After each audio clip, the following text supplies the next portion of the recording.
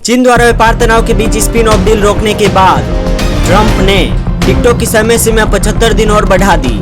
आइए जानते हैं कुछ रोचक बातें। चीन के साथ व्यापार तनाव के बीच अमेरिकी राष्ट्रपति डोनाल्ड ट्रंप ने शुक्रवार को कहा कि उनका प्रशासन टिकटॉक को बचाने के लिए एक समझौते पर काम कर रहा है और उन्होंने ऐप को अतिरिक्त 75 दिनों तक चालू रखने के लिए एक कार्यकारी आदेश पर हस्ताक्षर करने की योजना की घोषणा की। इस बीच बीजिंग ने स्पिन ऑफ डील को रोकने का फैसला किया, जिसमें कहा गया, हमने हमेशा उन प्रथाओं का विरोध किया है जो बाजार अर्थव्यवस्था के बुनियादी सिद्धांतों का उल्लंघन करती है। टिकटॉक डील पर ट्रंप ने आखिर क्या कहा, आइए जानते हैं। ट्रंप ने शुक्रवार को ट्रूथ सोशल पोस्ट में कहा, मेरा प्रशासन टिकटॉक को बचाने के लिए एक डील पर बहुत मेहनत कर रहा है और हमने जबरदस्त प्रगति की है।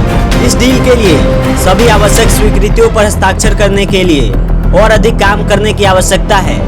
यही वजह है कि मैं टिकटॉक को अतिरिक्त 75 दिनों तक चालू रखने के लिए कार्यकारी आदेश पर हस्ताक्षर कर रहा हूं। ट्रंप ने कहा कि उन्हें उम्मीद है कि चीन के साथ बातचीत सद्भावनापूर्वक जारी रहेगी। उन्होंने स्वीकार किया कि चीन अमेरिका के पारस्परिक टैरिफ से नाखुश है, लेकिन उन्होंने टैरिफ को निष्पक्ष व्यापार के लिए आवश्यक बताया।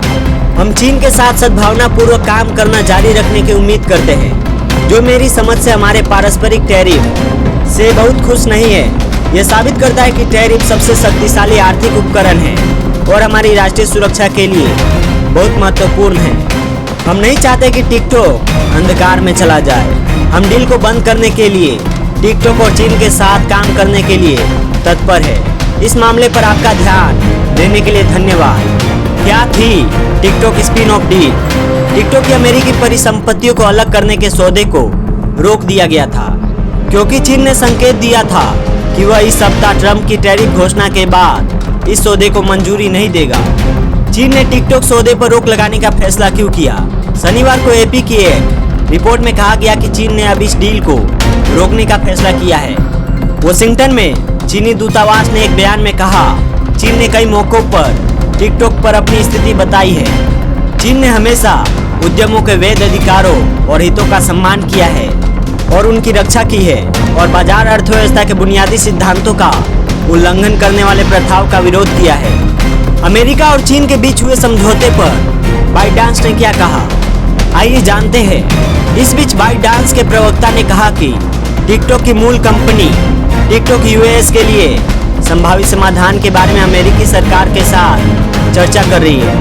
कंपनी ने चीनी सोशल मीडिया प्लेटफॉर्म वीचैट पर अपने आधिकारिक अकाउंट पर एक बयान में कहा, हम अभी भी अमेरिकी सरकार के साथ बातचीत कर रहे हैं, लेकिन कोई समझौता नहीं हुआ है और दोनों पक्षों के बीच अभी भी कई प्रमुख मुद्दों पर मतभेद है।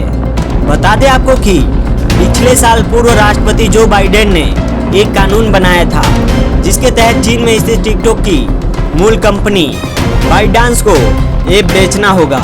यह राष्ट्रीय सुरक्षा चिंताओं के कारण संयुक्त राज्य अमेरिका में प्रतिबंध का सामना करना पड़ेगा, जबकि कानून को शुरू में जनवरी में लागू होना था।